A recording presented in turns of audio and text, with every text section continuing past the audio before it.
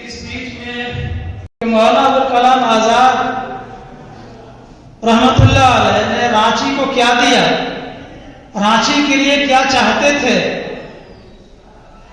वो दौर जिस जमाने में प्यादा टोली हुआ करता था, इनकलाबी शख्सियात जो होती हैं वो इनकलाबी ज़हनियत के साथ हर जगह वो फिरती हैं। वो रात में अपने बिस्तर में भी पड़े होते हैं तो उनका ख्वाब भी बहुत ऊंचा होता है जो सो करके देखते हैं। तो उनका ख्वाब बहुत ऊंचा था। वो क्या था कि मुसलमानों की बस्ती किस तरीके से ऊपर हो, ऊंची हो, बस्ती को कैसे दूर किया जाए। उसके लिए उन्होंने सबसे पहले अंजुमन इस्लामिया कायम किया। अंजुमन इस्लामिया मदरसा इस्लामिया कायम किया। मदरसा इस्लामिया को चलाने के लिए अंजुमन इस्लामिया कायम किया। अबुल कलाम आजाद रहमतुल्लाह अलैह के यौम पैदाइश पर लगातार हम लोगों ने 11 तारीख से प्रोग्रामों का सिलसिला शुरू किया है और आज उसका आखिरी दिन है। 11 तारीख को सबसे पहले हम लोगों ने कुरान खानी से प्रोग्राम को स्टार्ट किया था और वही देता है, उसकी कयामत में है। एक पल रूह नहीं रहेगी यदि मालिक ने बुला लिया। और मारने वाले से बड़ा तो बचाने वाला है। बोलते हैं आऊज़ बिल्लाहि मिनश शैतानिर रजीम बिस्मिल्लाहिर रहमानिर रहीम ला इलाहा इल्ला अंता सुब्हानका इन्नी कुन्तु मिनज़ ज़ालिमीन।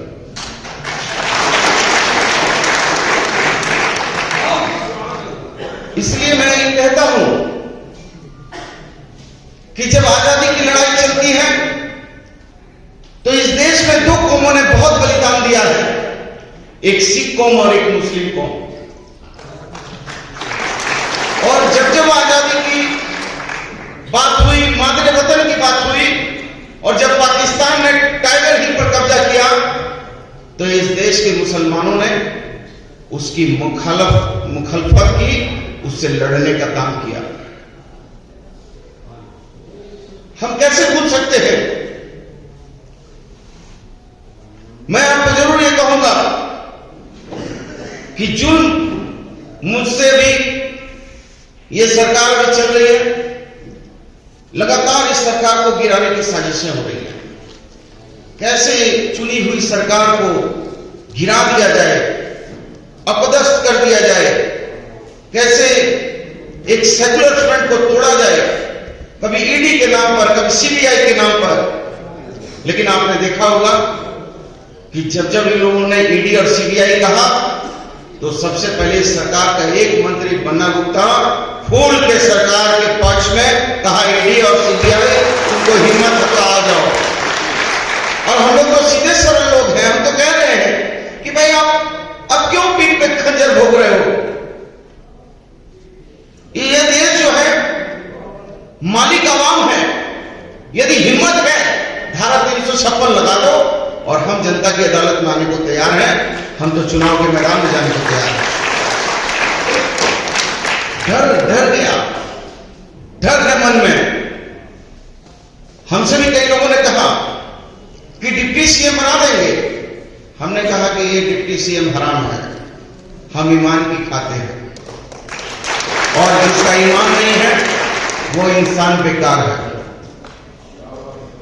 ईमान नहीं है तो फिर क्या है।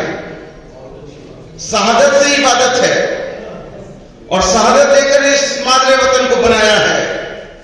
हम डरने वाले लोग नहीं हैं। अरे जिस दिन मौत मुकर्रर है उस दिन तो जाना है, कौन माई का लाल रोकेगा। और जब तक मालिक ने नहीं बुलाया कोई माई का लाल ले जाने भी नहीं पाएगा। हजरत मूसा अलैहिस्सलाम को आप जानते हैं।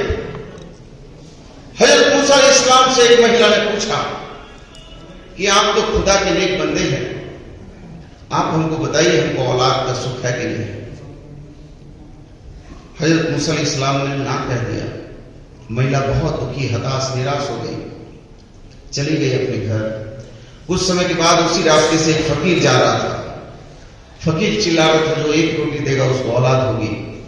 महिला का मन माना नहीं, उसने रोटी दी, फकीर ने दुआ की। कुछ समय के बाद उस महिला को औलाद हो गई।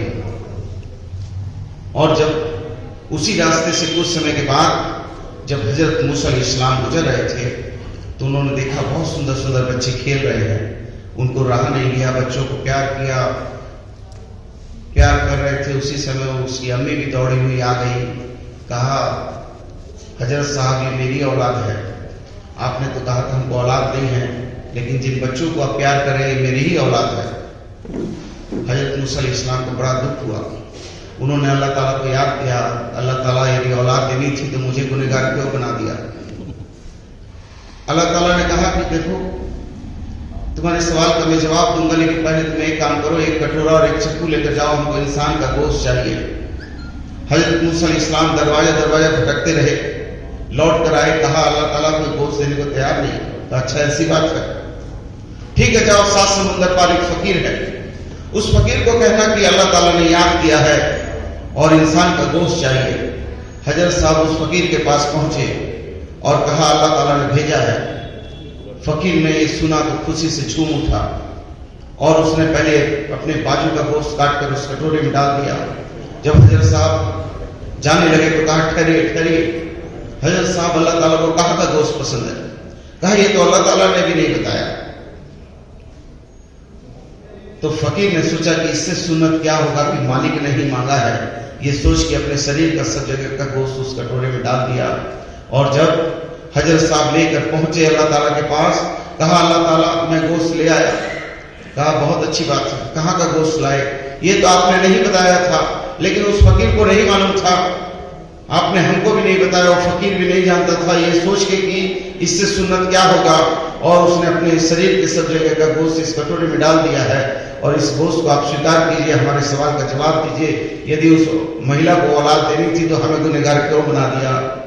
अल्लाह ताला ने कहा कि तुम मेरे नेक बंदे हो, सबसे मेरे करीबी हो, और सबसे करीबी होकर मैंने आपसे कहा कि आप जाओ, इंसान का गोश्त चाहिए, आप देने को तैयार नहीं हुए। उस फकीर को नहीं मालूम है कि अल्लाह ताला को कहाँ का गोश्त चाहिए, और पहले बाजू का गोश्त दिया, बाद में शरीर के सब जगह का गोश्त दिया। उसकी कुर्बानी के कारण नहीं चाहते हुए भी हमको इसको औलाद देनी पड़ी। तो कोई कितना भी कोशिश कर ले, ये देश का इतिहास जो है, ये हमारे गंगा जमुनी तहजीब है, हमारा जमहूरियत जो है, ये कुर्बानियों का इतिहास है, ये शहादत देने वाले लोगों का इतिहास है। इस इतिहास को लिखने के लिए कोई स्याही नहीं इस्तेमाल हुई है। इस शहादत को लिखने के लिए वीरों सूफी संत महात्माओं ने अपने खून से लिखा है इतिहास को। ये इतिहास लिखने के लिए अशफाकुल्लाह ने फांसी के फंदे को चूमा है, भगत सिंह ने फांसी के फंदे को चूमा है। जिसके दिल में देश के प्रति सम्मान नहीं है वो शैतान की औलाद है, इंसान नहीं है। अब्दुल हमीद क्या देश की शान न था, अशफाक का बलिदान क्या बलिदान न था। सब कुछ कहो लेकिन गद्दार न कहना। गांधी को मारने वाला मुसलमान न था, गांधी को मारने वाला मुसलमान। जिनके आज भी कपड़े में खून का दाग लगा है, राष्ट्रपिता के खून से सना दाग है, वो क्या जवाब देंगे? जाके फिरंगियों के पास कह दिया आरएसएस के लोगों ने कि हमको इस आजादी की लड़ाई, मातरे वतन की, मां भारती की लड़ाई नहीं लड़नी। लेकिन आज वो सबसे वफादार बने हुए हैं। आज कहते हैं हमसे बड़ा तो कोई मातरे वतन का कोई हितैषी नहीं, जिन्होंने नाखून तक नहीं कटाए थे, लेकिन लोगों ने गला कटाने का काम किया था। लेकिन ये देश इतना महान देश कि ये देश कभी आपस में रिश्ते खराब नहीं होने देगा। और जब ये इंसान को लड़ा लड़ा के थक गए तो अब इन्होंने फिर कब्रिस्तान और शमशान में भी लड़ाई करवाने का काम किया। वहां पर भी इनको मुंह खानी पड़ी। तो जो सरदार वल्लभ भाई पटेल और राष्ट्रपिता महात्मा गांधी, उनकी मूर्ति छोटी बड़ी करके उनको लड़ाने का कोशिश। सरदार वल्लभ भाई पटेल कौन थे? जिन्होंने सबसे पहले आरएसएस पर प्रतिबंध लगाने का काम किया था। आज अब सरदार वल्लभ भाई पटेल के नाम पर राजनीति, मूर्ति बड़ी और छोटी करने से इस देश के महान लोगों को आप छोटा बड़ा नहीं कर सकते हो। ये मैं नहीं बोलता, इस देश का इतिहास बोलता है। और मेरा बिल्कुल स्पष्ट मत है कि डरने से कभी काम नहीं होता है। मुसल्ले ईमान है, और मुसल्ले ईमान का मतलब है कि पहाड़ से मजबूत है, पर्वत से मजबूत है, ईमान कभी नहीं डोलेगा। यदि मेरे जैसे आदमी को इससे भी बड़ी कुर्सी की बहुत चाहत होती तो बड़े से बड़ा लोग जमशेदपुर में भाजपा का बड़ा से बड़ा लोग आया हमारे पास, और बड़ा से बड़ा लोग प्रयास किया, लेकिन सका नहीं। आज जब मैं चुनाव लड़ता हूं तो मेरे विधानसभा में विष्णुपुर में हमारे देश के आदरणीय प्रधानमंत्री जी सभा करते हैं, मानगो का मैदान में ओबीसी साहब सभा करते हैं, फिर थोड़ा बहुत बच जाता है तो भाजपा के बड़े कद्दावर नेता लोग आ जाते हैं। लेकिन मैं कभी आज तक मेरे जीवन में मैंने कभी नेता को नहीं बुलाया। मैं अपनी आवाम को यही कहता हूं कि जो बच्चे डरपोक होते हैं वो अपने अब्बा को बुलाते हैं, जो बच्चा लड़ने वाला होता है वो आप पर विश्वास करता है, वो अपने बाप को नहीं बुलाता है। जो अपने बाप को बुलाता है कमजोर लोग है। मैं तो आज तक कभी अपने जीवन में कोई नेता को नहीं बुलाया, ना कभी मैंने सोनिया जी को बुलाया, ना इंदिरा जी को बुलाया, राजीव जी को बुलाया, राहुल जी को बुलाया, ना प्रियंका जी को बुलाया। मैं ये मानता हूं कि मैं ही सक्षम हूं तो क्यों इतने बड़े नेताओं को बुलाऊं।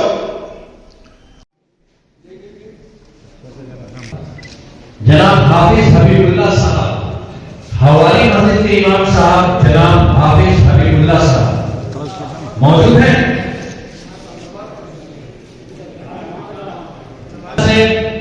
जिन्होंने NIF का एग्जाम निकाला है, मैं गुजारिश करूंगा मदरसा अमारुल कासिमिया के मोहम्मद रिजवान साहब से। मदरसा अमारुल ये भी फर्स्ट पोजीशन लाई। बच्चों के हौसला अफजाई जब हमारे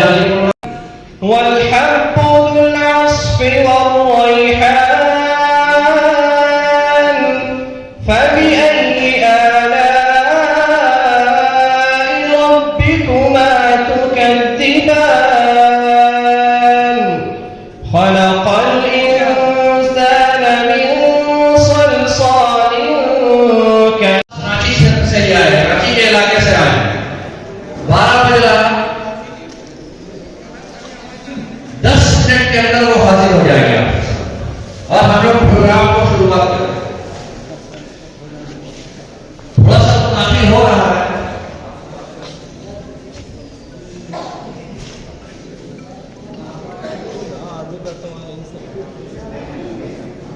आप शुरू करना चाहिए थे तो अजान कौन देगा? मौजूद नहीं है, यहाँ सब यही है तो नमाज को पढ़ाएगा। अंजुमन इस्लामिया के के सर जनाब सलमान कासमी साहब को कि वो बड़ाई मेहरबानी स्टेज पर आएगा।